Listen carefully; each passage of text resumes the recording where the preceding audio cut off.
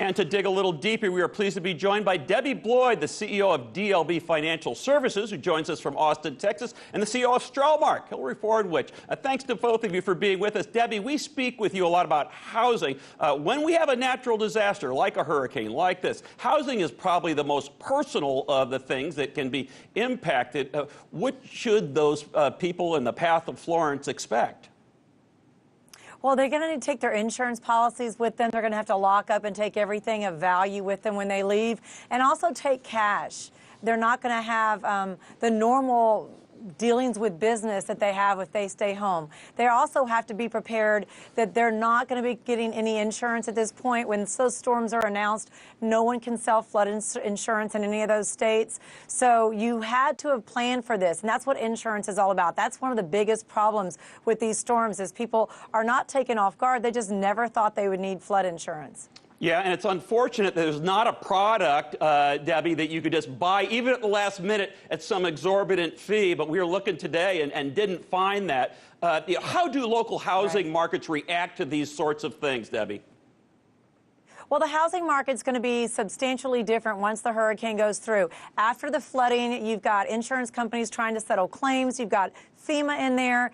People are going to have to restructure their entire homes. A lot of homes have to be ripped out and started over. That's going to change the market where the flooding occurs. So the market prices are going to go down. My suggestion is rebuild if it's financially possible with the insurance money. If not, you just may have to give that property up and start over somewhere else.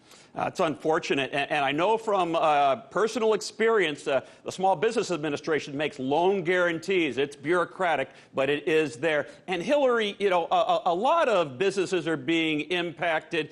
People are getting a lot of plywood, probably from Lowe's or Home Depot. But how are businesses usually impacted by these sorts of natural disasters? Yes, Bart. Well, first of all, thank you for having me, and our thoughts definitely have to be with all those families that are bracing for this. But in terms of the companies, it impacts, yes, some companies very well and others badly. The impact of the hurricane season, which is, of course, June to November in 2017, was over $250 billion, and this is expected to be about $170 billion in damages. So that's a lot, and that's going to affect, like you mentioned, Bart, a lot of businesses.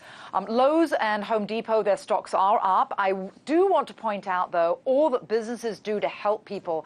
Both Lowe's and Home Depot give money to the Red Cross, over $1 million from Home Depot, about $500,000 from Lowe's, and they also sent in truckloads from Home Depot of just goods and products to help people. But yes, people go to the stores. The businesses that benefit are those like Generac. They provide generators, and then Beacon Roofing, their stock is up. So a lot of companies will benefit, and then there are, of course, ancillary industries, and they benefit as well. Now, and thank you for saying about people's hopes and prayers where appropriate for the people, because, you know, but we're a business show, so we look at these things, and I know it may sound crass to some people for me to even ask this question, but are these investing opportunities for folks, or should they not do anything now? Well, yes. I mean, Bart, I mean, like you say, it's very sad, but it's the reality. There are some stocks that actually suffer, that, no pun intended, are buffered by this, and that those are stocks that are really battered. I mean, battered are those of insurance companies. Progressive, Allstate, and Travelers, during 2017. Which are up are those of hotels. Of course, a lot of people need to go to the hotels. Hilton and Hyatt were up in 2017. Cars, especially rental car companies like Avis and Budget Cars, Avis and Hertz Budget Cars were up in 2017.